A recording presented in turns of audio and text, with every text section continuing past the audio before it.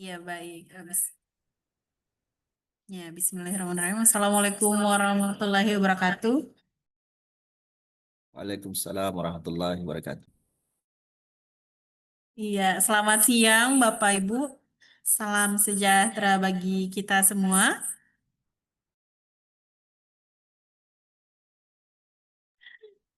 Ya, yang terhormat Kepala Lembaga Layanan Pendidikan Tinggi Wilayah 16, Bapak Munawir Sazali Razak, yang kebetulan beliau eh, mohon maaf pada siang hari ini tidak bisa mengikuti kegiatan eh, eh, webinar siang ini karena beliau sedang perjalanan menuju Manado.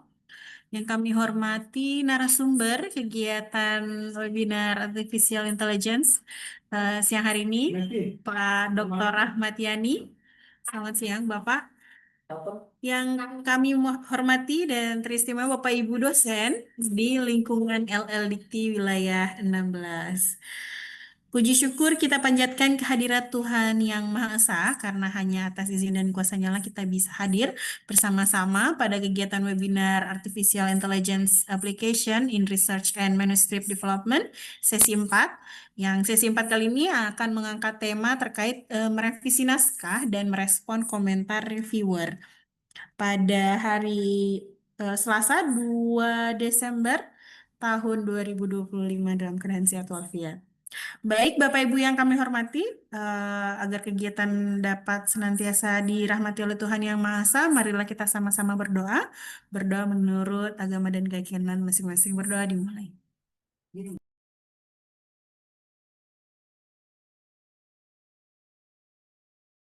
Iya, berdoa selesai. Selanjutnya, mari kita sama-sama mendengarkan lagu kebangsaan Indonesia Raya.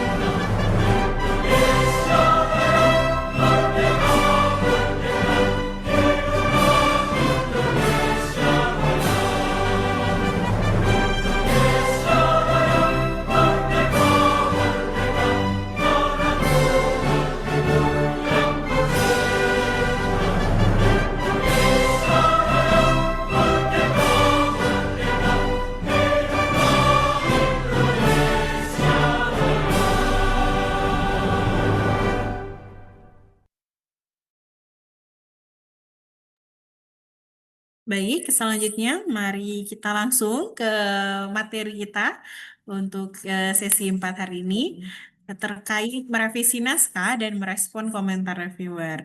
Untuk itu, kepada Bapak Ahmad Yani, waktu dan tempat disilakan. Baik, terima kasih Bapak Ibu yang saya hormati, tim LL Dikti 16, dan tentunya Bapak Ibu yang sempat bergabung dalam sesi yang keempat ini. Saya kembali lagi dengan materi strategi revisi, ya, strategi merevisi. Jadi kalau kita bicara, saya langsung saja Bapak Ibu, kalau kita bicara tentang eh, revisi manuskrip itu pengalaman yang seringkali kita lakukan bersama-sama. Eh, Banyak komentar editor, komentar reviewer yang tentu kadang-kadang membuat kita kebingungan merespon dari apa komentar para editor dan reviewer tersebut. Nah, saya mau ingin menyampaikan bahwa berbicara publikasi internasional, kita dituntut untuk merespon komentar revisi yang sistematis dan transparan. Nah, tidak sedikit naskah yang ditolak karena respon reviewer yang tidak apa ya, tidak tersampaikan dengan baik. Dan saat ini seperti sebelumnya sesi 1 2 3 model AI yang saat ini kita pakai itu bisa kita jadikan sebagai asisten kita untuk merevisi dengan cara terstruktur.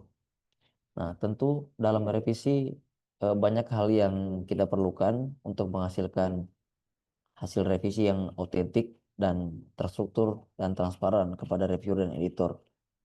Eh, Diperlukan prompt yang jelas dan tentu bisa dapat direplikasi oleh Bapak Ibu nantinya. Nah, saya akan memberikan eh,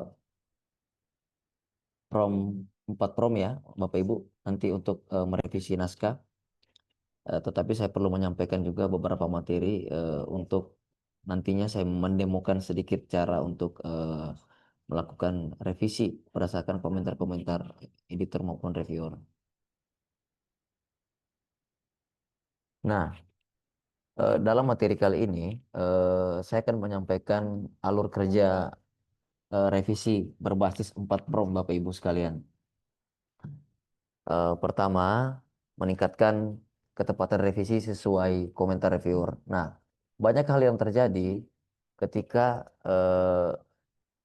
reviewer itu memberikan respon, memberikan komentar itu begitu panjang dengan berbagai koreksi terhadap naskah kita yang telah kita submit.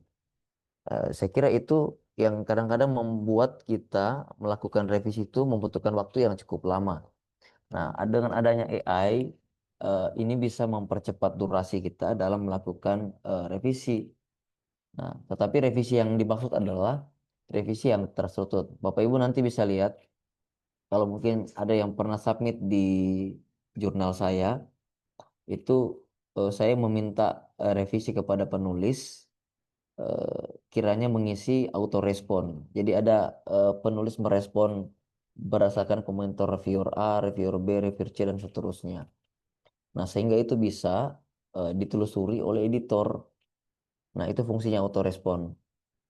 Nah, kemudian selain apa ya menyusun autorespon, hal tersebut juga bisa meminimalkan desk reject. Artinya apa? Kadang-kadang di jurnal-jurnal bereputasi itu ada banyak ronde ya, ada round 1, round 2. Nah, itu kita bisa lakukan hal untuk mencegah potensi terjadinya desk reject. Nah, karena kita merespon komentar editor itu sesuai apa yang dia minta. Nah, eh, di mana posisi prompt dalam siklus publikasi? Pertama, kita menggunakan prompting itu sejak submission awal, kemudian step di review oleh editor, kemudian kita menggunakan revisi, yang revisi prompt 4. Nah, dan terakhir adalah keputusan akhir editor. Saya mau menjelaskan di poin 2 dan 3, 4. Nah, komentar reviewer atau editor itu editor seringkali melakukan screening artikel itu fokus kepada skop artikel, fokus kepada teknis penulisan dan seterusnya. Nah, sementara reviewer itu berfungsi sebagai penalaan naskah secara substansi. Nah, dalam hal ini AI digunakan sebagai salah satu asisten kita untuk membantu kita melakukan revisi yang sistematis dan terstruktur dengan baik.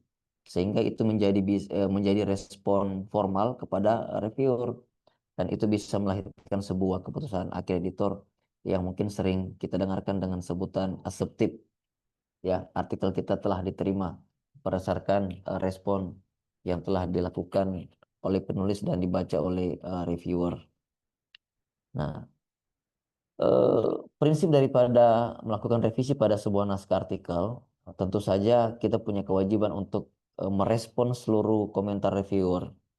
Tidak boleh ada komentar yang kita abaikan satupun.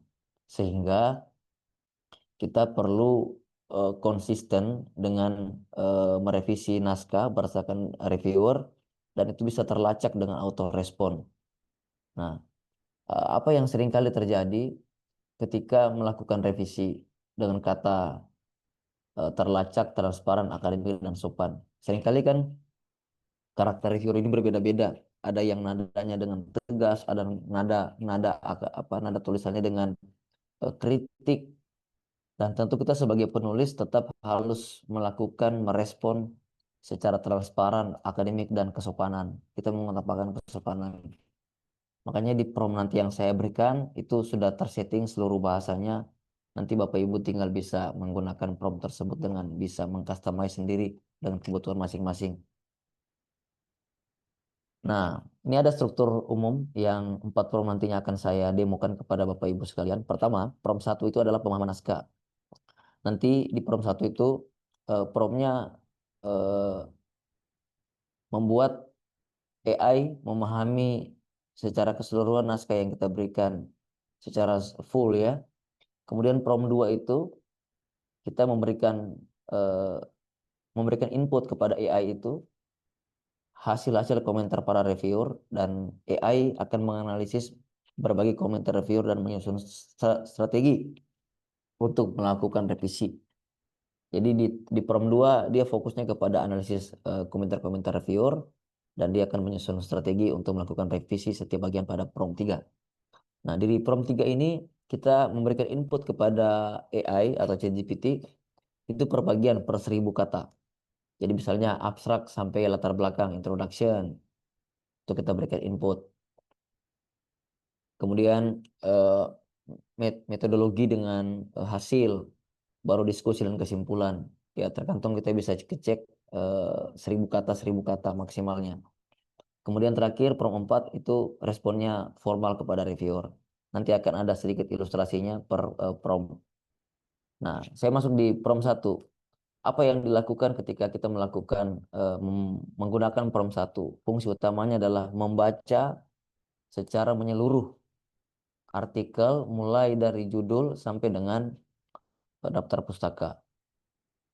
Jadi AI dengan prompt yang akan saya berikan nanti dia akan memahami secara substansi artikel kita, kemudian memahami alur struktur daripada artikel yang kita buat dan memahami argumentasi ilmiah. Nah, hal tersebut eh, prompt 1 ini dilakukan untuk mencegah revisi yang keliru secara substansi. Itu fungsinya. Kenapa harus dibaca? Kita minta kepada AI untuk membaca secara menyeluruh artikel yang kita berikan, biar dia memahami secara substansi, secara struktur artikelnya, kemudian dia pahami juga argumentasi ilmiah dalam artikel kita. Sehingga itu bisa mencegah salah satu potensi kita merevisi yang keliru.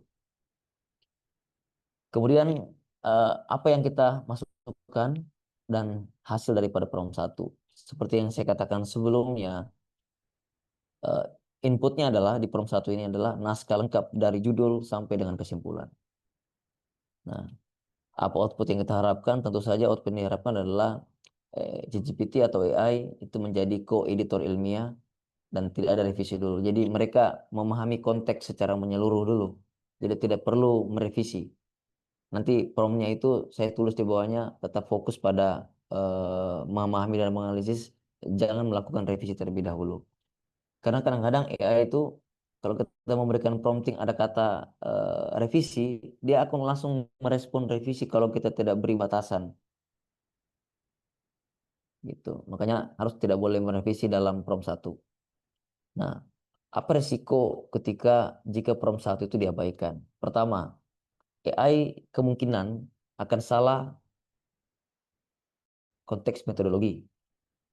Karena dia tidak bisa memahami secara menyeluruh artikel yang kita berikan input tadi. Kemudian AI bisa saja melakukan revisi, tidak nyambung antara hasil revisi dengan hasil penelitian kita. Nah, yang ketiga, bisa saja AI itu melahirkan respon yang inkonsisten berdasarkan hasil komentar dari reviewer. Dan yang terakhir, Ini kemungkinan-kemungkinan besar kalau kita tidak berikan AI kesempatan untuk membaca secara keseluruhan artikel kita, tentu saja punya potensi penolakan di tahap revisi karena tidak memenuhi syarat atau tidak memenuhi standar daripada kualitas yang ditentukan oleh editor dengan merespon komentar dari reviewer. Tentu prompt 1. Nah, prompt 2. Prompt 2 adalah fungsi utamanya membaca detail komentar reviewer dan menyusun strategi. Apa yang menjadi tujuan utama dari fungsi prompt 2? Pertama, AI akan membantu kita menerjemahkan komentar reviewer menjadi sebuah isu metodologi, isu substansi, isu bahasa, isu format. Kita akan mengekstrak eh, pada prompt 2 ini. Jadi komentar reviewer A itu bisa kita input ya. Komentar reviewer A, reviewer B, reviewer C. Kadang-kadang reviewer A biasanya berfungsi sebagai urusan novelty, reviewer B misalnya fokus kepada metodologi, kemudian reviewer C fokus kepada isu implikasi dan seterusnya. Nah, sehingga di prompt 2 ini dia bisa menyusun peta komentar reviewer ya. Nanti dia akan memprioritaskan revisi mayor dan minor sehingga strategi yang dia susun itu bisa revisi langsung atau klarifikasi argumen. Nah, nanti kita berikan demo sedikit. Nah, di sini akan jelas sekali terlihat setiap kata, setiap kalimat yang akan kita revisi berdasarkan komentar reviewer. Nah, kemudian kesalahan umum pada tahap prompt 2. Ketika kita tidak melakukan prompting dengan memberikan instruksi kepada AI untuk penyusun strategi, itu akan terdapat kesalahan dalam memahami maksud reviewer. Nah, dia tidak bisa membedakan mana revisi mayor, mana revisi minor, dan tidak bisa memetakan bagian yang perlu diubah. Nah, kalau kita berikan perintah kepada AI untuk menyusun strategi, maka dia bisa memahami maksud reviewer secara substansi, dia bisa membedakan antara revisi mayor dan minor, dan dia bisa memetakan bagian-bagian mana saja yang perlu diubah secara sistematis. Nah, kemudian kita masuk di prompt 3. Ini sebenarnya Bapak Ibu cuma promptnya 4 saja, tidak banyak. Tapi hasilnya cukup baik dalam membantu kita untuk merevisi naskah ya. Nah, di sini ini adalah sebuah apa ya prompt yang revisi section dalam bentuk tabel 2 kolom. Nah, tujuannya adalah jadi inputnya tidak boleh banyak-banyak, satu-satu per 1.000 kata. Inputnya eh, judul abstrak misalnya introduction itu 1.000 kata kita berikan input. Kenapa? Perbagian harus diberikan input revisi section ini biar revisinya bisa terkontrol Bapak Ibu, mudah ditelusuri karena kalau banyak inputnya saya yakin AI itu akan jadi halu melahirkan sebuah revisi. Nanti Bapak Ibu bisa tes sendiri. Saya sudah pernah validasi hasilnya mengetes AI melakukan revisi dan saya bandingkan dengan yang manual. Kurang lebih sama, cuman beda bahasa. AI lebih lebih tinggi bahasanya dibandingkan kita secara manual gitu. Jadi kembali saya katakan bahwa setiap yang dihasilkan AI tentu saja kita sebagai manusia harus punya input untuk memvalidasi hasil dari AI tersebut.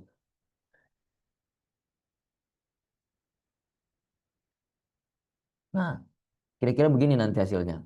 Kalau prompt 3 kita pakai melakukan revisi. Nah, nanti di prompt 3 ini revisi itu ditulis secara bold ya, secara fontnya lebih tebal dibandingkan paragraf aslinya. Jadi jika tidak direvisi, kolom kanan akan kosong. Jadi kalau tidak direvisi maka saya pakai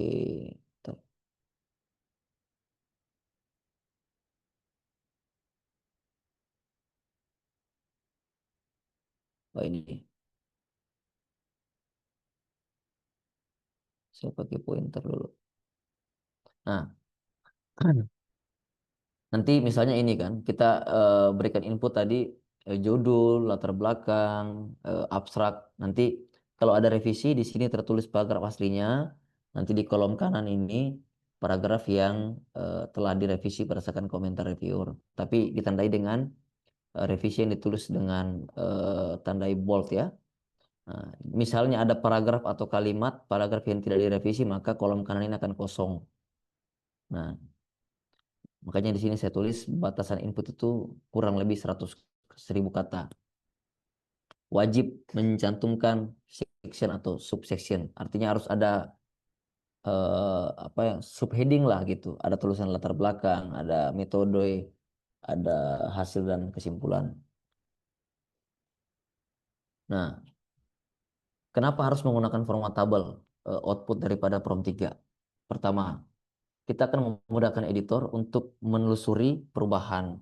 Jadi saya kadang-kadang melakukan revisi. Kemarin baru saja ada artikel saya Assertive Cinta 2. Dia tidak minta saya merevisi membuat autorespon, tapi saya atas ide saya merevisi di naskah juga dan saya buat autorespon. Misalnya halaman 1 paragraf keberapa itu saya telah revisi di bagian ini dan ini perubahannya. Sehingga itu bisa eh, mempermudah reviewer untuk memverifikasi dengan apa komentar dari yang kita respon. Nah, hal tersebut juga bisa menghindari tuduhan kepada kita sebagai penulis bahwa komentar itu tidak ditindaklanjuti. Nah, bila mana kita menggunakan autorespon, mungkin salah satu potensinya adalah membuat keputusan editor itu menjadi lebih cepat untuk misalnya aseptif atau misalnya ada lagi revisi minor. Itu. Nah, terakhir, prompt terakhir.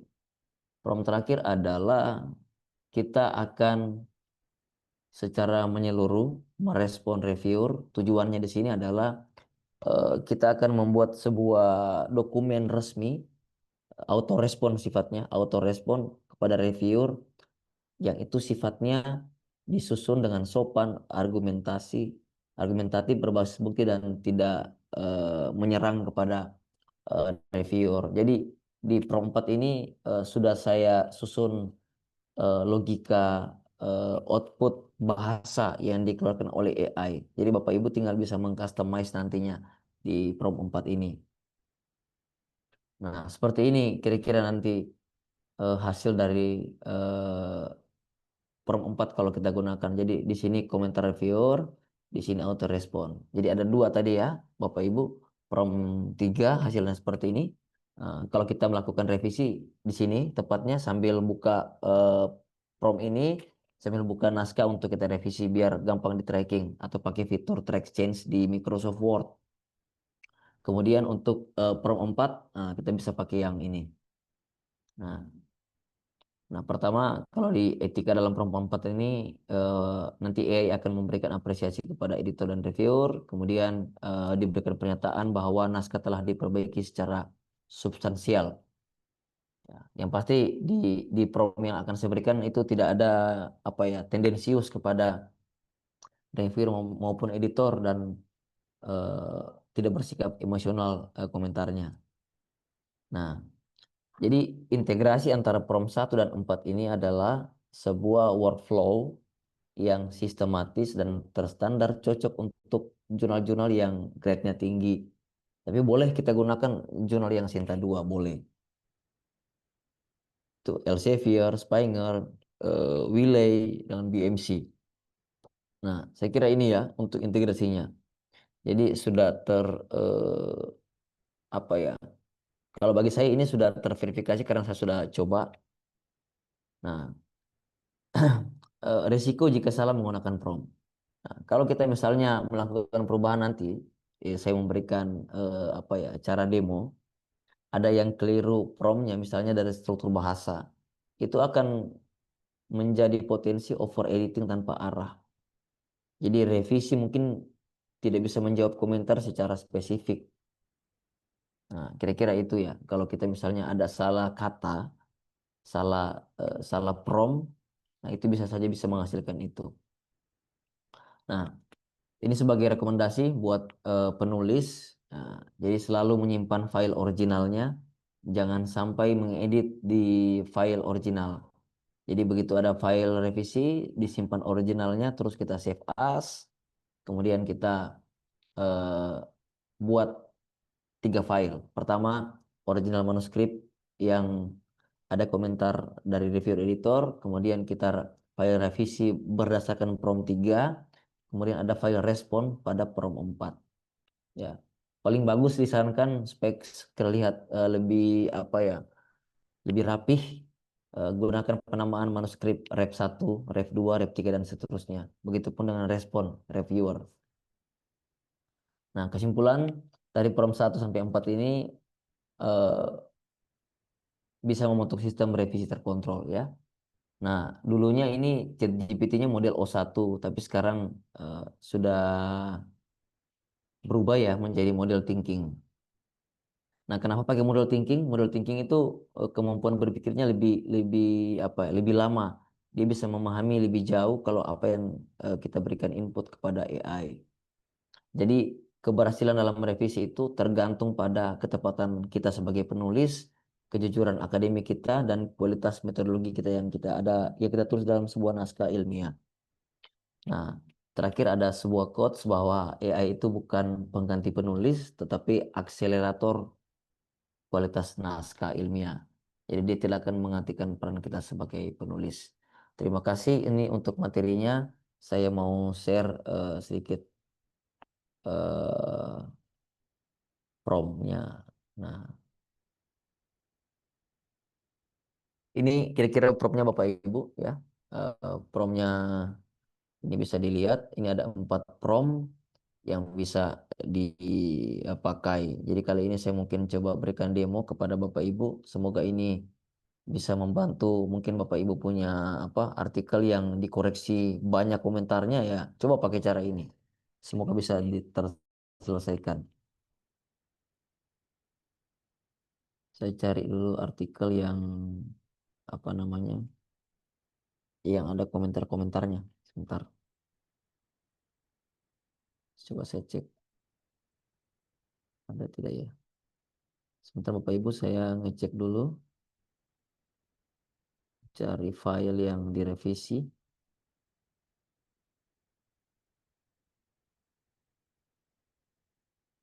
Oke,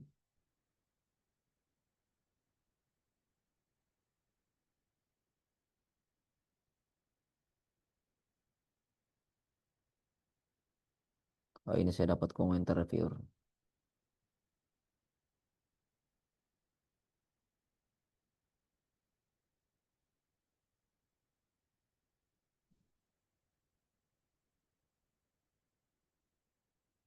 Oke,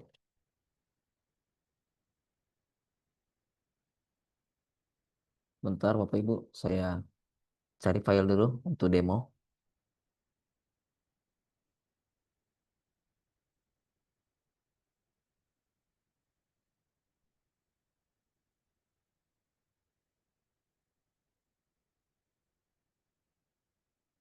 Oke,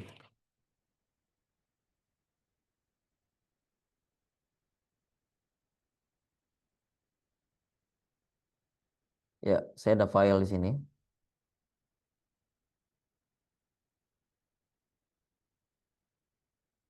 Nah, ini ada komentar reviewer ya. Komentar reviewer A cukup banyak ya. Ini komentar reviewer B. Oke, sekarang saya mau melakukan revisi di manuskrip ini, Bapak Ibu. Saya coba ya, menggunakan prompt yang ini.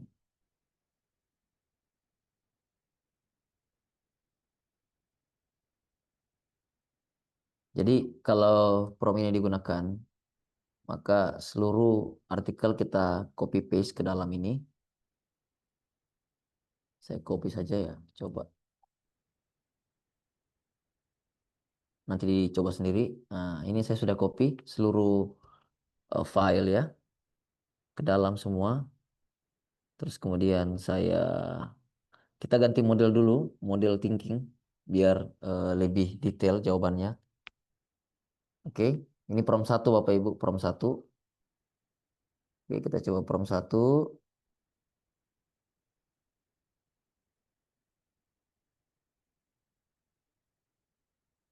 Oke, maka dia berpikir untuk memahami secara menyeluruh. Nah, dia sudah memahami secara ini substansi dan alur penelitiannya. Artinya, ketika kita memasukkan prompt satu, bahwa dia sudah punya pemahaman untuk melakukan revisi dengan menyusun strategi yang kita minta selanjutnya.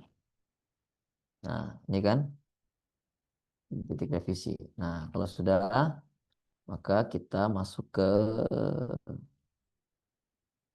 prompt 2. Ini kita melakukan, kalau sudah seperti di prompt 2, kita hapus aja ini berpikirnya, modenya, kemudian kita copy paste seluruh komentar reviewer di sini. Saya buka lagi. Ini kan ada 2 reviewer ya. Satu aja reviewer saya coba ya. Hmm. Ini saya copy.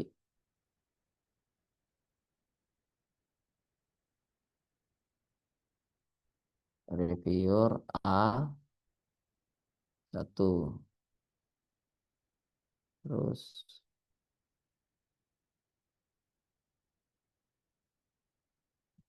ini susah juga ya. Wih, banyak.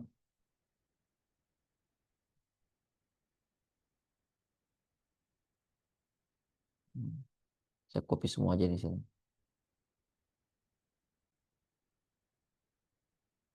Oke.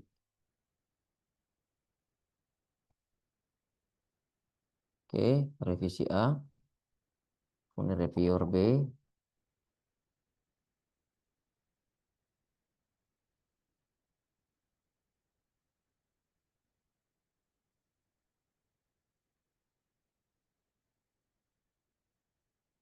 Ini mayor revisi. Oke, Bapak Ibu sudah?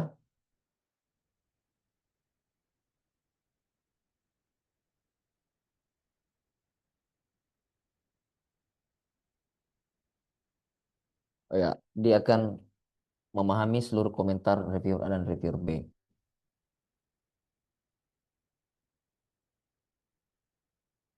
Dia akan menyusun strategi.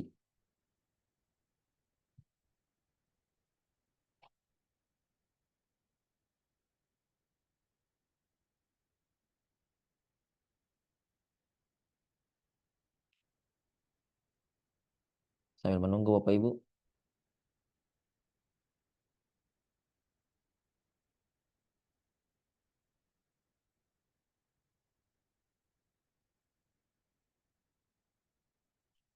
Oke,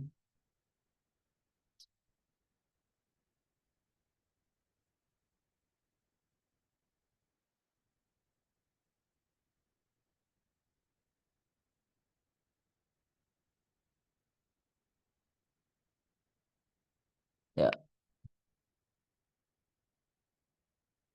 Oke, semua telah dibaca secara menyeluruh komentar reviewer dan AI juga sudah menyusun strategi dan concernnya dia melakukan revisi setiap bagian-bagian yang telah dia petakan. Semua sudah clear ini. Oke,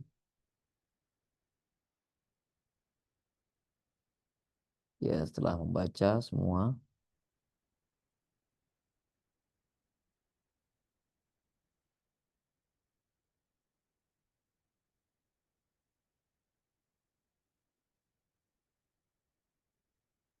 oke. Ini cukup banyak ya dia pelajari ya, karena memang komentarnya cukup banyak juga. Oke, nah sekarang kita masuk di prompt 3. Karena sifatnya sudah selesai, maka saya masuk prompt 3. Nah, untuk ini prompt 3, jadi kita jangan copy semua lagi artikelnya, di copy saja yang penting-penting. Misalnya ini saya hitung coba 1.000 kata ya. Judul sama pembahasan coba. Ini berapa? Ini 1.174, masih batas masih batas toleransi masih oke. Jadi saya copy di sini judul, abstrak sama introduction. Oke. Nah, sekarang sudah saya copy paste, kemudian kita, kita lihat hasilnya.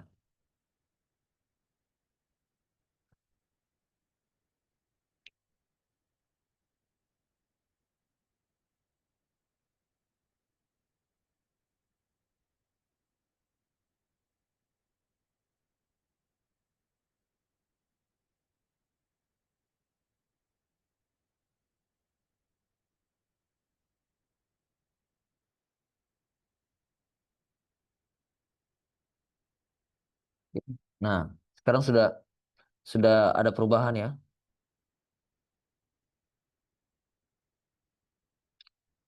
Di bagian introduction dia sudah merubah sesuai komentar reviewer.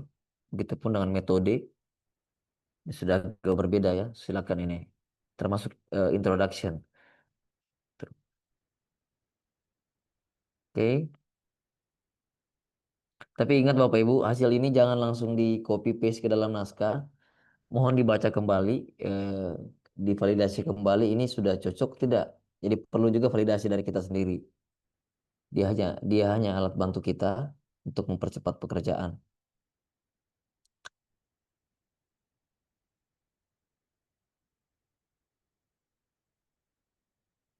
Oke. Nah, ini sudah selesai. Jadi prompt 3 ini perlu di copy paste Bapak Ibu untuk dijadikan sebuah apa ya?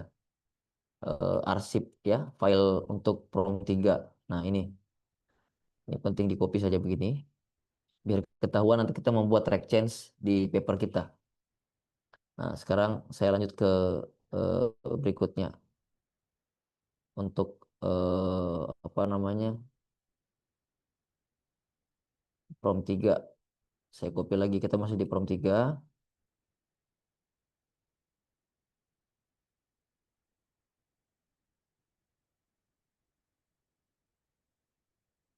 Saya copy lagi untuk manuskrip metode sampai hasil aja coba. Berapa ke jumlah katanya? 800. Ya bolehlah di sini nggak apa-apa. Saya copy terus saya klik lagi.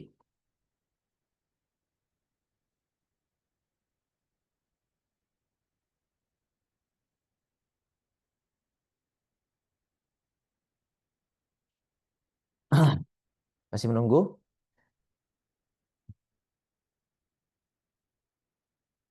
Oke, kita tunggu hasilnya untuk bagian metode sama hasil.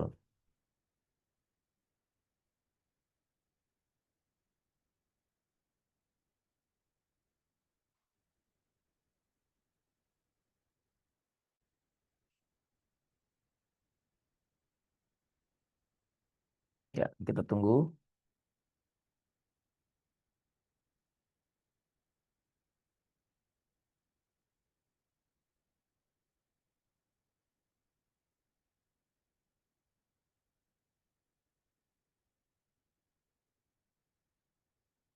Ya, sekarang sudah keluar ya hasilnya untuk metode. Ini tipe risetnya, kemudian ini ada perubahan berdasarkan komentar reviewer sampai semua ya, termasuk tabel.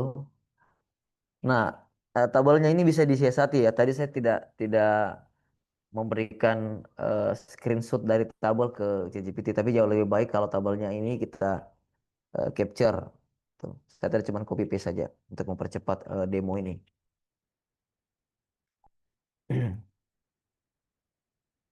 Oke, terakhir kita buat auto respon untuk prompt. Oh belum ya, masih ada diskusi. Diskusi sampai daftar pustaka aja copy. Saya coba langsung copy aja sini tanpa pakai prompt lagi.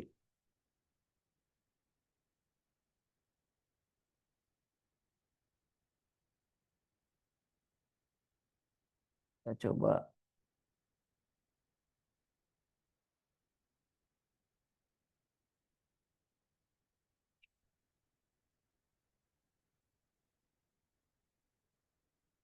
Terakhir kita menggunakan prompt 4.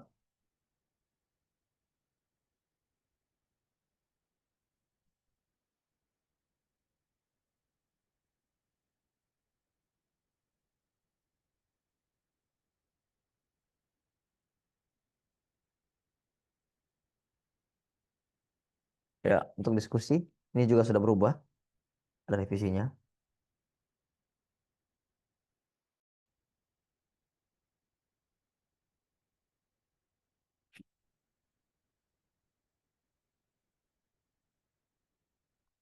Seperti ini ada penambahan kalimat ya. Untuk di paragraf ini bisa Bapak lihat, nih Bapak Ibu lihat. Di sini ada citasi, kemudian dia akan menambahkan kalimat lagi karena ada permintaan dari reviewer. Oke. Nah, ternyata reviewer meminta eh, keterbatasan, tetapi kita sudah respon hasil revisinya ini keterbatasannya. Oke, referensi, ada perbaikan format referensi juga ada.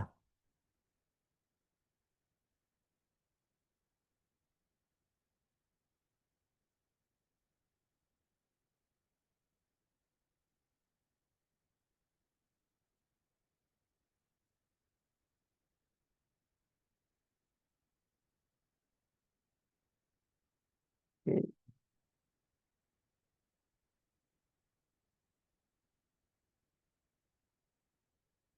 ya,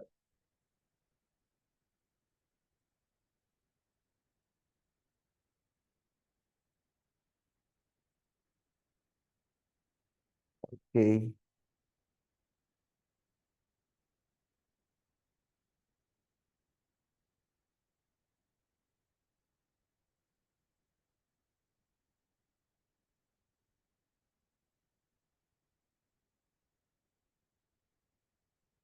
ya, sudah selesai ini, hampir selesai. Eh, jadi biar reviewernya 3 4 kita bisa respon reviewnya dengan cepat, Bapak Ibu, kalau menggunakan. Tapi ini bisa bisa di customize tergantung kita penggunanya.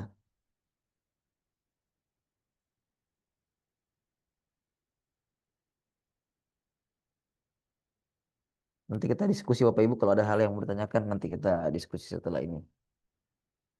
Oke, saya copy lagi. Ini Prom 4. Oke, kita masuk ke Prom 4. Terus di sini minta eh, komentar reviewer lagi. Kita berikan reviewer A sepertinya ini tadi reviewer A. Reviewer A, reviewer B.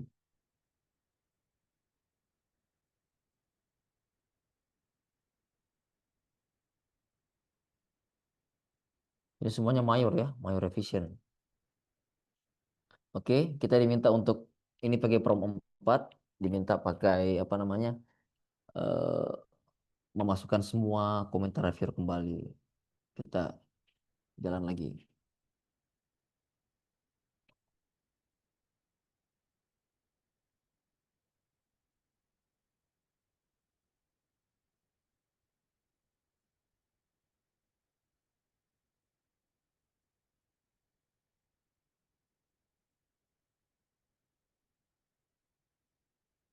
Hmm.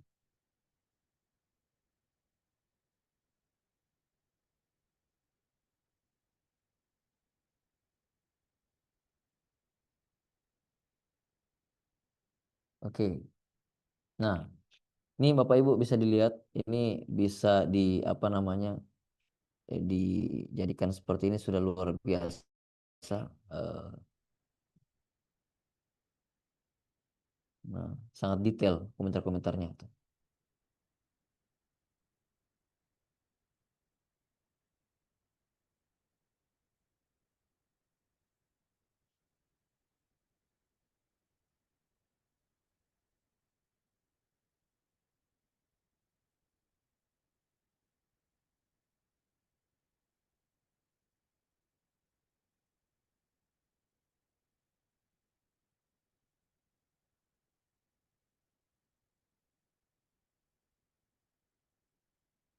Hmm. Ini reviewer B.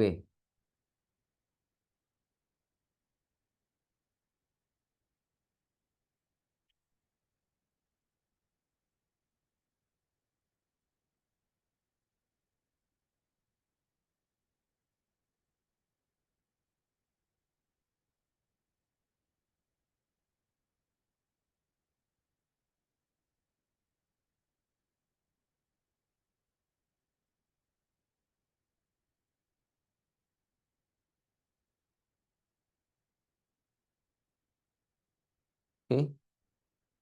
Ini cukup panjang Bapak Ibu karena dua dua reviewer. Kita tunggu saja ya sambil menunggu hasilnya.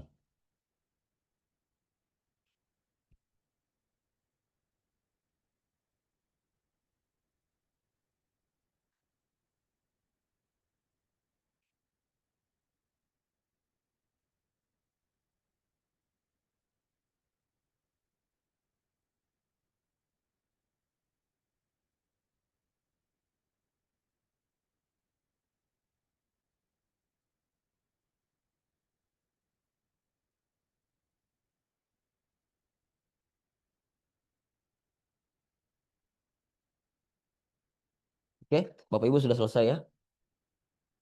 Untuk komentarnya, maka sudah selesai.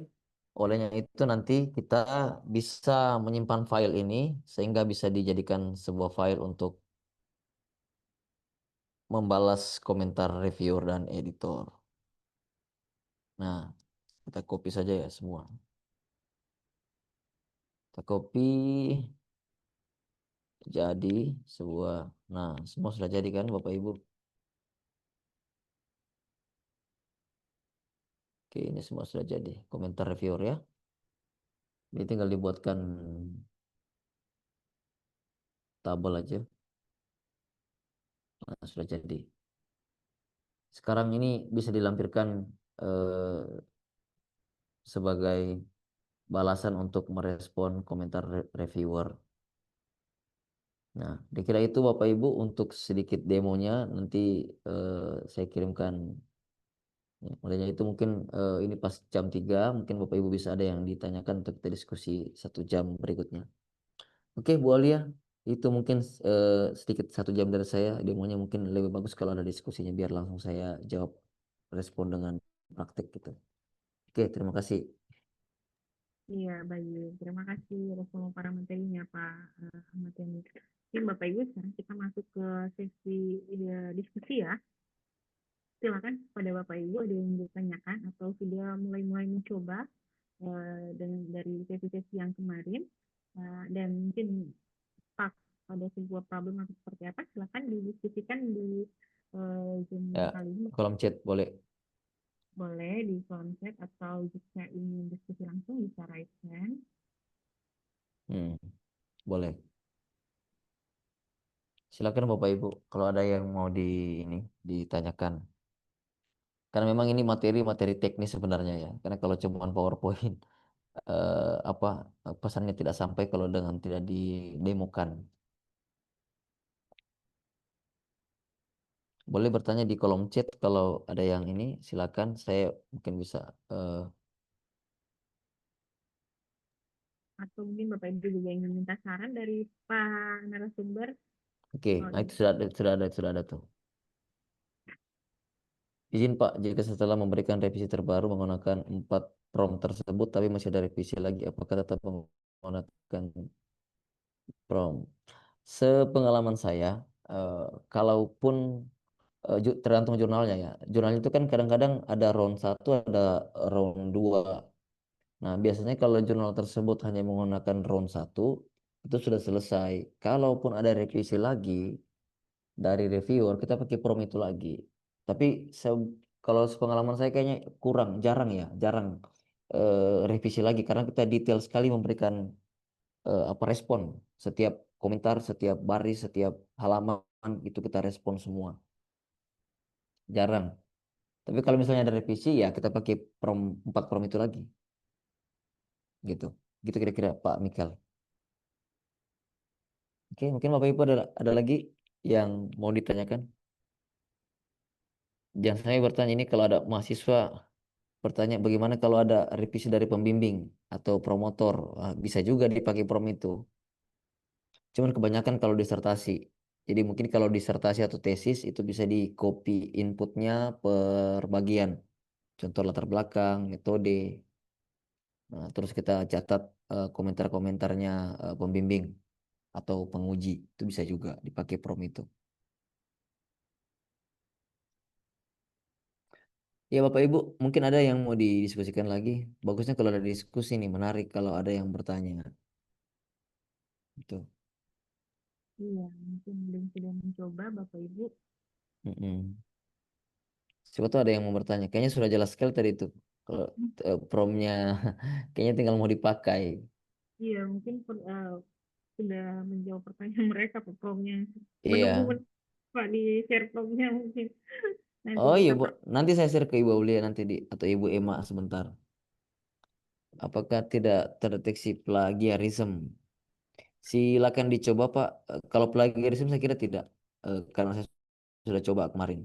Makanya untuk menghilangkan potensi curiga untuk terdeteksi plagiarisme, seperti yang saya katakan berulang-ulang, hasil AI jangan langsung dipercaya Bapak Ibu. Tolong divalidasi kembali hasilnya benar apa tidak. Kalaupun nanti kita ragu dengan hasilnya, kita bisa melakukan parafrase dalam kalimatnya. Jadi saya tidak menyarankan untuk mengcopy paste all hasil dari AI itu ke dalam naskah kita. Bapak Ibu perlu validasi kembali dari hasil itu. Hmm. Kira-kira itu Pak ya dari siapa nih? Ibu Elizabeth, terdeteksi AI saya kira tidak ya. Makanya perlu diubah dengan bahasa kita sendiri itu. Nah, ini pertanyaan juga sebenarnya kalau kalau bagaimana dengan jurnal yang bahasa Indonesia di Sinta? Apakah promnya pakai bahasa Inggris apa tidak? Itu. Nah, kalau promnya kalau jurnalnya bahasa Indonesia, kita bisa tambahkan promnya di belakang bahwa respon dalam bahasa Indonesia. Jangan diubah yang lain, tetap bahasa Inggris. Karena bahasa algoritmanya AI itu harus wajib menggunakan bahasa Inggris. Tuh. Supaya bahasa Inggris lebih baik merespon dibanding bahasa Indonesia. Makanya kalau ada jurnal bahasa Indonesia, harap ditambahkan di belakang setiap prompt respon dalam bahasa Indonesia. Gitu. Silakan Bapak Ibu adalah oke. Ini lagi izin bertanya artikel saya ini kena berita dari Jacknya jurnalis transfer.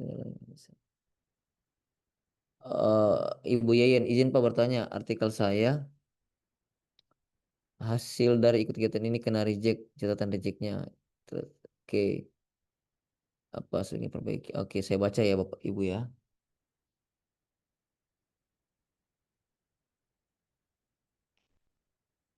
Hmm.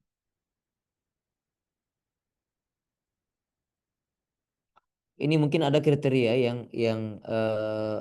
yang sangat spesifik tidak direkomendasikan oleh publishernya. Kan ini kan disuruh transfer ya, ditransfer ke disarankan transfer ke jurnal lain sesama publisher. Apakah baiknya ditolak lagi transfer? Ya, kalau seperti ini Bu, berarti Ibu tinggal melakukan pemulisan artikel. Jadi mungkin AI itu disuruh pelajari dulu guideline setiap jurnal atau skopnya. Biasanya kalau penolakan penolakan halus seperti ini atau memberikan rekomendasi transfer itu biasanya skopnya out of scope biasanya dari artikel kita. Jadi ya saran saya sebaiknya kalau eh, seperti ini bisa dipoles lagi artikelnya, dipelajari kembali scope dari jurnal yang kita tuju. Kan kalau kemarin saya sampaikan untuk find jurnal ya, eh, mengecek jurnal mana yang cocok dengan artikel yang kita lampirkan. Nah, itu belum tentu juga skopnya sama, cuman potensinya lebih besar masuk ke jurnal itu. Nah, tapi kalau saya sih kalau disuruh transfer kita transfer, tapi cek cek dulu skopnya, skop jurnalnya cocok apa tidak. Kalau cocok ya kita bisa eh, revisi dulu sesuai dengan skop jurnal itu yang kita tuju. Kira-kira itu ya, Ibu siapa ini? Ibu Yeyen ya. Sebenarnya kalau Ibu Yeyen perbaikannya dicek, kalau saya perbaikannya tidak perlu diperbaikinya di fokus kepada skop jurnal saja yang dituju. Kalau sudah ditransfer, dicek jurnalnya yang disarankan, cek skopnya, kita arahkan semua artikelnya situ. Revisi kembali di kanvas. Pak Rifai Hamzah, ada cara mengetahui Ibu Yeyen gimana Bu Yeyen ya? Itu ya respon saya ya Bu. Mengetahui bahwa artikel ini produk dari AI atau bukan. Nah, Pak Rifai, izin Pak, kalau adakah cara mengetahui artikel ini produk dari AI? Ada, tapi itu sifatnya aplikasi Turnitin AI namanya, deteksi AI. Jadi dia mengecek sebenarnya struktur dari logic flow respon AI itu kentara dia, tersistematis dan sistematis tapi bahasanya berbeda. Tapi kalau kalau caranya ya pakai Turnitin AI, Pak. Kira-kira itu.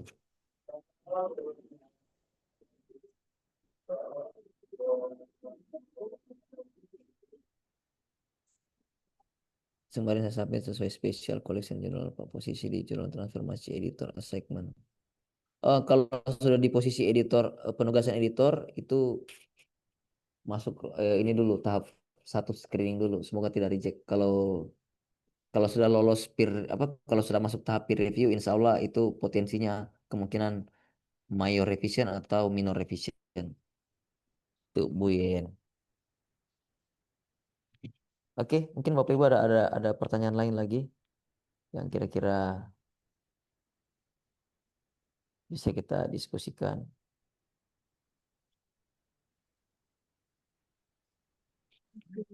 Mungkin Pak Suyatno ya, buka mic ya. Bapak ingin bertanya, Pak? Oh iya, Suyatno. Silakan.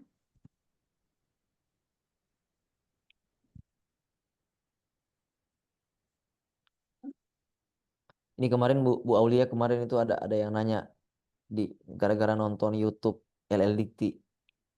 Terus dia requestnya katanya, Pak kalau bagus bisanya bikin prom untuk buat proposal Bima gitu. Pak Mikel, bagaimana caranya buat prom baru seperti Pak Ahmad Yani? Cara buat prom. Saya buat prom seperti itu berasal dari pertanyaan di kepala saya, Pak. Terus kemudian direnungkan dan dilakukan eksperimen berkali-kali. Itu kayaknya caranya Pak Mikel. Mungkin lagi Bapak Ibu ada lagi enggak pertanyaan-pertanyaan ini? Siapa tahu ada hal yang mau didiskusikan. Tapi memang kali ini segmennya saya fokusnya di revisi manuskrip. Memang materinya Bu Aulia tidak panjang dan tidak lama. Tapi penting itu 4 prom aja cukup dan beda kayak kemarin ya revisi menulis artikel kembali itu cukup panjang mulai dari apa ya referensi site AI macam-macam sampai dengan finish itu panjang. Tapi kalau ini singkat saja karena memang singkatnya adalah ini eh, promnya cuma 4 tapi hasilnya tergantung inputnya. Kalau banyak komentar reviewer maka hasilnya panjang. Kalau komentarnya sedikit ya sedikit juga. Tapi memang sesi Izin, ya silakan. ya, izin bertanya Pak Yani Yap. untuk Iya Pak eh, Rifai. ya menyambung pertanyaan tadi yang pertama. eh, Kalau setelah diturnitin dengan Mm-mm, menggunakan Turnitin AI, bahwa ditemukan artikel itu produk AI. mm-mm. Nah, apakah itu nanti bisa dikategorikan sebagai salah satu plagiarisme? Oke. Ya, Oke, Pak Rifai saya respon ya. Ya, ya, eh, saya merujuk kembali pedoman penggunaan artificial intelligence yang pernah di-share Pak Kalem di grup bahwa memang itu penggunaan AI itu dibolehkan dalam dunia akademik, tetapi kita perlu declare ya, tapi kita menggunakan secara bijak. Nah, apa yang terjadi ketika kita didapatkan Turnitin AI? Saya mau ceritakan ini pengalaman 3 hari yang lalu. Artikel saya baru accepted di salah satu jurnal Sinta 2. Terus dia mendetek ada apa ya kemarin penggunaan AI deteksi AI Turnitin AI itu 47%. Tuh. Terus saya diminta revisi parafrase dan membuat surat pernyataan declare AI bahwa kita menggunakan AI tidak pada bagian substansi, tapi kita menggunakan AI sebagai alat bantu dalam menyusun tata bahasa, struktur kalimat. Itu Pak. Jadi ide, topik, substansi dari manusia, tapi AI dibantu hanya sebagai asisten kita dalam membuat secara teknis tulisan itu, Pak. Itu. Tapi kalau dibilang plagiarism tidak, karena kita memberikan input, memberikan bahan. Beda halnya kalau kita eh, artikel A, artikel B, kita copy paste copy paste artikel A ke artikel B tanpa tidak banyak merubah, kemudian kita submit. Turnitin itu sama similarity-nya. Ada 2 Turnitin, Pak. Turnitin similarity, kesamaan, mengecek tingkat kesamaan dengan mengecek tingkat deteksi AI. Tapi sebenarnya deteksi AI ini bisa diakali kalau saya sih, Pak. Kemarin saya bisa kasih 0. Bisa kasih 0 dari 40 jadi 0 bisa. Pak, jadi apa ya? Saya pikirnya pakai AI, deteksi AI-nya itu misalnya 60%. Itu saya cek, saya bisa kasih 0 dengan AI juga. Gitu. Itu sudah saya uji ya. Luar biasa. Dari AI ke AI untuk AI juga. Jadi kurang lebih begitu, dari, oleh, dan untuk. Bisa Pak, gitu Pak. Iya. Kalau begitu, apa yang ditanyakan oleh Pak Michael Tomatala ini, bagaimana cara membuat prompt baru, gitu kan? Mm-mm. Nah, berarti bisa tanyakan juga caranya ke AI ya. Bisa Jadi juga promptnya dibuatkan oleh AI. eh, kalau promptnya dibuatkan AI itu agak susah Nah, tersistematis dia. Gitu, agak. oh, Iya, iya. Silakan dicoba aja Pak. Agak susah terotomatis. iya, iya. Nah, karena beda kalau kalau gini. Kalau jadi AI itu kan punya punya dua hal strategis, itu ada prompt engineering sama strategi engineering, strategi prompt. Tuh. Ya, saya Nah, pernah coba itu, nah, Pak Yani. ya, Tapi memang bukan dalam rangka coba-coba. penyusunan pikel, tidak. Ya. Saya coba mintakan dibuatkan oleh AI Mm-mm, promptnya yang bagus, dan mm. ternyata dibuatkan, Keluar. Pak. Dibuatkan. Ya. Sudah diuji coba Pak. Sudah pernah coba. Malah Bagus. AI tampilkan ada beberapa prompt. Tinggal terserah kita memilih yang mana yang lebih tepat. Ya. Memang bisa direspon, tapi kadang-kadang kalau AI itu membuat apa ya, prompting itu, saya kalau buat prompt itu saya sesuaikan dengan kebutuhan masing-masing gitu. Nah, jadi bisa kita customize. Jadi bisa boleh minta bantu AI, tapi kita bisa customize sesuai keinginan. Tuh. Kayak biasanya keinginan itu adalah salah satunya yang dihasilkan itu responnya, apakah kita bisa respon dengan gaya saya sendiri. Kadang-kadang kan kita nulis itu punya passion tersendiri, punya style tersendiri. Nah, itu yang diubah. Karena kalau AI itu, Pak, kalau kita minta prompt sama AI, dia akan buat, tapi itu makanya membuat potensi deteksi Turnitin yang tinggi, Turnitin AI. Gitu. Itu aja kelemahannya. Makanya saya bilang kenapa lebih bagus buat sendiri. Nah, karena kalau buat sendiri itu, karena cara kerja deteksi Turnitin AI itu, dia logic flow-nya itu terstruktur, Pak. Respon AI itu sistematis kalimatnya. Coba dicek pakai prompt yang sama di device yang berbeda. Itu kalimatnya beda, tapi gaya menulisnya itu kurang lebih mirip-mirip. Kurang lebih mirip-mirip. Karena yang bekerja logaritma. Makanya saya bilang, kalau kita bikin sendiri sesuai keinginan kita, itu akan sedikit mengurangi potensi deteksi Turnitin. Gitu. Nah, bisa dibikin prompt pakai AI, boleh juga. Tapi saya yakin karena kita minta pakai AI, ya pasti deteksinya agak tinggi. Jadi kalau saya bilang tadi lagi turunnya 47% pakai AI, nah saya pakai itu namanya pakai eh, custom ya. Jadi pakai style adapt human. Jadi saya memberikan input kepada AI, saya 2 paragraf menulis sendiri, nanti AI itu akan nyontek gaya saya menulis. Nah itu yang agak tidak didapatkan di AI, Pak. Itu kira-kira Pak Rifai. Iya, sudah clear, Pak. Oke. Memang Pak Arifah ini mengikuti teknologi sekali, Pak. Jadi memang Iya. beliau aktif menggunakan ChatGPT, tapi itu Mm-mm. ChatGPT gratis. Gak apa-apa. Namanya memang kan eksperimen kan itu penting juga kan, gitu. Ya, benar. Yang penting sudah bisa adaptasi dengan teknologi ya, Pak ya. Mm-mm. Terus ya, ada pertanyaan baru nih, Pak di kolom chat. Ini kayaknya Bagaimana berikan nilainya 0, Pak, dari AI dan oleh AI? Masih lanjutan dari Pak Michael tadi. mana itu Bang?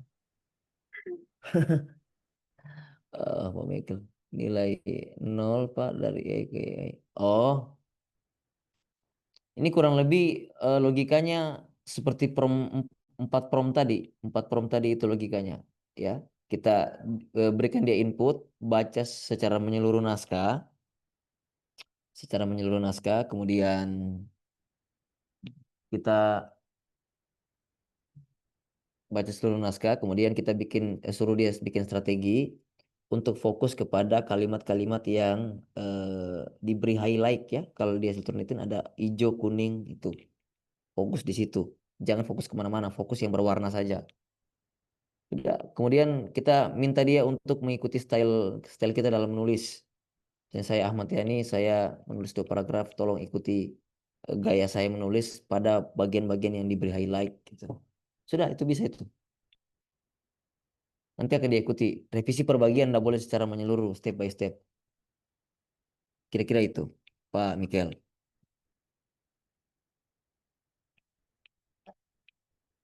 Gitu, Bu Aulia. Ini lagi ada Ibu Hera, mungkin bisa dijelaskan berapa persen batas AI detektor dibenarkan. Aduh, saya tidak tahu. Masing-masing eh, publisher itu punya standar masing-masing, Bu Hera. Ada yang pakai Turnitin AI, ada yang tidak. Tapi kalau similarity kan, kebanyakan similarity sih lebih penting. Karena misalnya AI itu ada publisher yang menyuruh author untuk membuat declare ya. Jadi dia declare bahwa artikel ini ditulis dengan bantuan AI. Ada. Tapi kalau tidak, tidak juga. Tapi yang penting adalah similarity. Kira-kira itu, Bu Hera.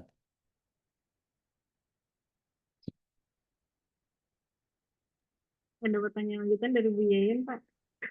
Oh ya, oke. Under review apakah akan ada potensi reject jurnal kedua saya protokol studi. Oh, oh Ibu Yeyen ini sudah punya 2 artikel ini akibat ikut sesi 1 dan sesi 2. Kalau under review itu potensi reject itu menurut saya ya, kacamata saya itu sekitar 20%. Ada kemungkinan ketolak juga, tidak bisa 100% keterima. Tapi kalau under review potensi accepted itu 70%. Accepted. Bisa ketolak 20 sampai 30%. Sudah oke nih kalau begini. Langsung praktek ya, Bu Yeyen. Langsung praktik, langsung bikin 2 artikel, luar biasa. Satu ketolak, satu under review. Oke, bagaimana menilai satu prompt itu yang baik atau tidak baik? Eh, Yang bisa menilai hasil prompt itu Pak kita sendiri. Karena saya, kalau kayak saya pribadi saya andaikan ya, saya buat logika gitu. Saya kadang-kadang mau buat sesuatu, baik tidaknya hasil itu kan kita sendiri yang nilai. Saya tidak bisa menilai Pak Mikel buat prompt hasilnya seperti apa, bagusnya menurut Pak Mikel gitu. Karena standar itu ada di kita sendiri. Jadi AI itu difungsikan sebagai asisten kita saja. Bagaimana kita melibatkan satu orang asisten yang kita bisa nilai cara kerja dia, bagus apa tidak. Kira-kira itu logikanya Pak Mikel. Jadi tergantung Pak Mikel kebutuhannya seperti apa. Kalau saya kadang-kadang dia bagus, kadang-kadang tidak, kadang-kadang normal, kadang-kadang halu. Ya, tergantung kita lah gitu. Itu kira-kira Bu Aulia. Siapa tahu ada lagi ini teman-teman yang Bapak Ibu bisa ini. Ini Bu Aulia boleh bertanya berapa sisi lagi ya?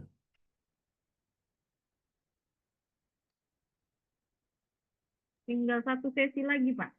Oh Sesi. ya udah. Nanti yang terakhir dicarikan ini aja yang apa? Yang santai. Mungkin kalau gimana Pak itu sesuai permintaan kalau untuk penyusunan proposal Bima.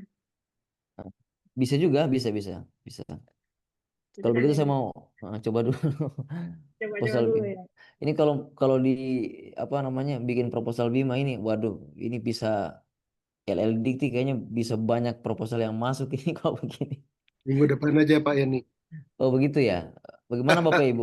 Apakah minggu depan sesi terakhir kita pakai itu aja diskusi tentang proposal Bima? Oh, makin semangat ini setuju, setuju. Kalau kalau setuju, oh setuju, oh, duh, duh, duh, duh, setuju, setuju, setuju. Ya kalau setuju ya, oke lah kalau begitu. Saya ladeni kalau begitu. Di minggu depan kita Siap, siap. Pak Ahmad jadi Palu gada ya. Apa lu mau gue ada ya. bisa, bisa, bisa, bisa. Nah, Izin bertanya, Pak. Assalamualaikum ya, warahmatullahi wabarakatuh. salam. Ibu Irma, iya, Izin Pak Dekan, iya, siap.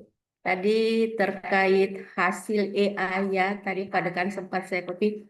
Bagaimana cara apa tadi ya, eh, memvalidasinya Pak Dekan? Bagaimana cara memvalidasi hasil eh, produk dari AI tersebut Pak Dekan? Mohon petunjuknya cara memvalidasinya. Memvalidasi produk dari AI itu dengan adanya program atau software atau website Turnitin AI, deteksi AI ada. Tapi kurang Izin Pak efektif Dekan kalau didapat di mana itu Pak?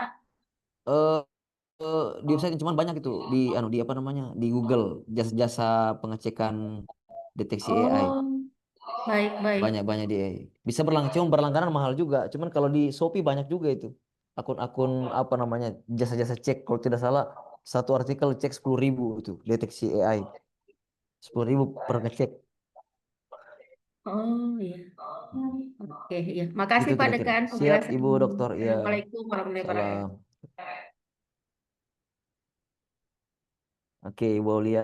Kira-kira gitu boleh ya. Berarti minggu depan kita bikin proposal Bima ini ya. Aduh, menarik juga ini. Saya ada challenge juga ini buat saya nih. Iya Pak, siapa tahu langsung melejit. Saya, eh, oke, gimana? saya share sedikit ya. Ini kayaknya saya ada apa namanya? Ada belum pernah bikin proposal Bima, tapi untuk buat RAB saya sudah ada. Hanya RAB saya buat di sini sesuai SBU yang otomatis gitu.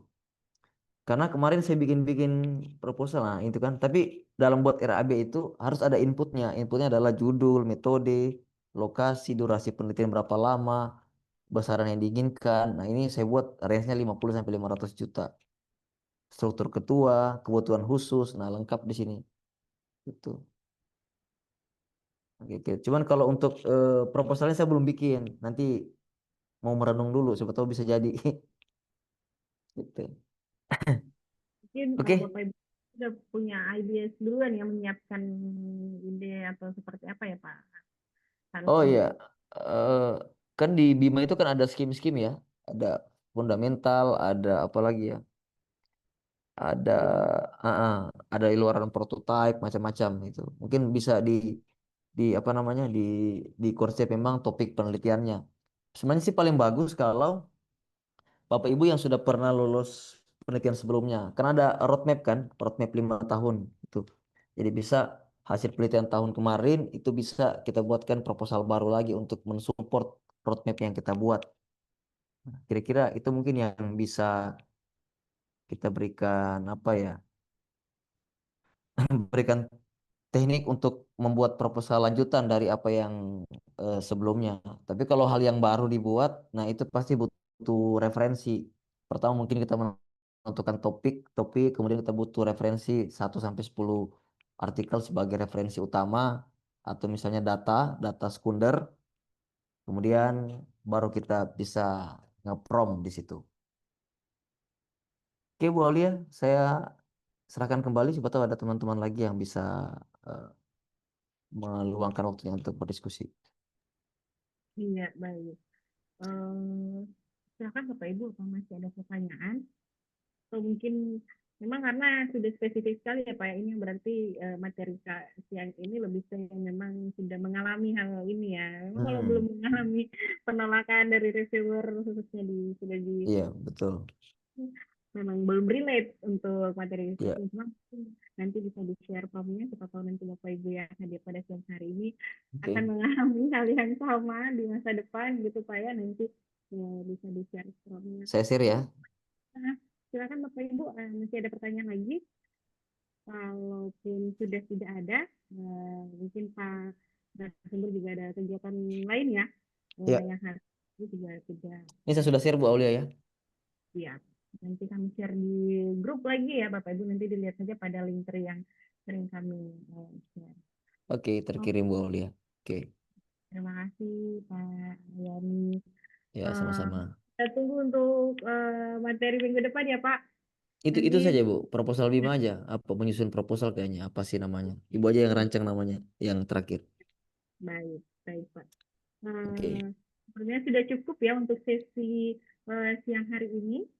Terima kasih sekali lagi Pak Yani ya atas sama-sama. dananya untuk mengisi eh, materi pada sesi 4 dan sesi 5 minggu depan. Insya Allah jika tidak ada halangan, kita laksanakan sesi terakhir di minggu depan terkait penyusunan proposal ini. Terima kasih sekali lagi dan terima kasih kepada Bapak Ibu yang sudah Terima kasih mengikuti Bapak Ibu semua. awal hingga akhir. Mohon maaf jika ada kesalahan dari kami. Bila saya Wassalamualaikum warahmatullahi wabarakatuh. Selamat melanjutkan aktivitas. Baik, sama-sama.